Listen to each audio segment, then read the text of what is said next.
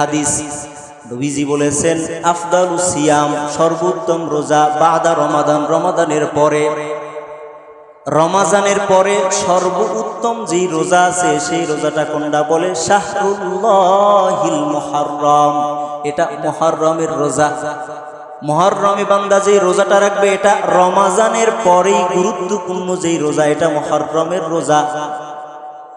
রমাজানের রোজা ফরজ হওয়ার আগে আল্লাহ রাব্বুল আলামিন দুনিয়ার ভিতরে যত মানুষ পাঠিয়েছেন তাদের জন্য এই আশুরার রোজাটা ফরজ ছিল। অর্থাৎ এই যে আমরা যে রোজা রাখি এক মাস, এই এক মাসের আগে অন্য উম্মতের জন্য এই আশুরার রোজাটা ফরজ ছিল। এটা তাদের জন্য অপরিহার্য ছিল, তাদেরকে রাখতেই হইতো। এটা আল্লাহর পয়গম্বর সরকারে দো আলম নবী মুহাম্মদুর রাসূলুল্লাহ সাল্লাল্লাহু আলাইহি ওয়াসাল্লাম মক্কা থেকে কাফেরদের একেবারে নির্যাতন অতিষ্ঠ হওয়ার পর আল্লাহ তাআলা জানায় দিলেন, পয়গম্বর মক্কার জমিনটা আপনার জন্য এখন আর মনে হয় থাকা সম্ভব হবে না, অতএব আপনি মক্কা থেকে হিজরত করে মদিনায় চলে যান। ওই জায়গায় গিয়ে দিনের দাওয়াত দেন। দাওয়াত দিনের ওই দিতে হবে, সেটা মক্কায় না দিলে অসুবিধা নাই, সেটা মদিনায় দেন।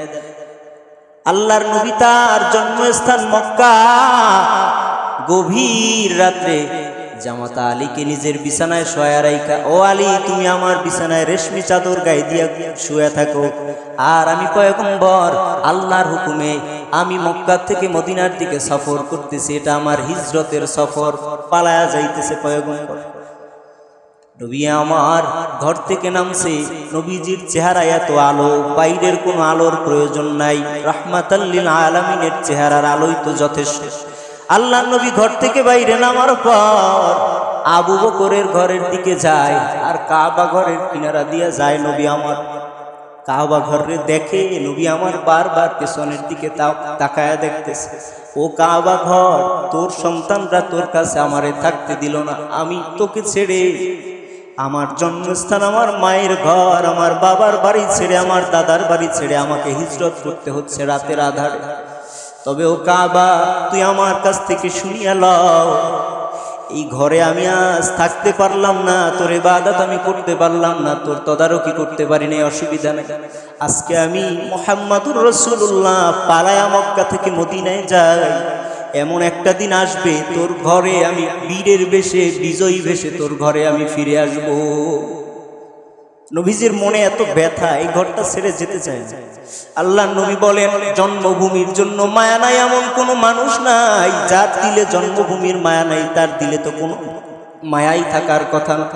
রাসূলুল্লাহ কাবা ঘরের দিকে তাকায়, সামনের দিকে আগায়, আবু বকরকে নিয়ে দীর্ঘ সফর মদিনায় গিয়ে যখন রাহমাতাল লিল আলামিন পৌঁছাইলেন, গিয়া দেখে মদিনার ইহুদিরা এখনো কালেমা পড়ে নাই।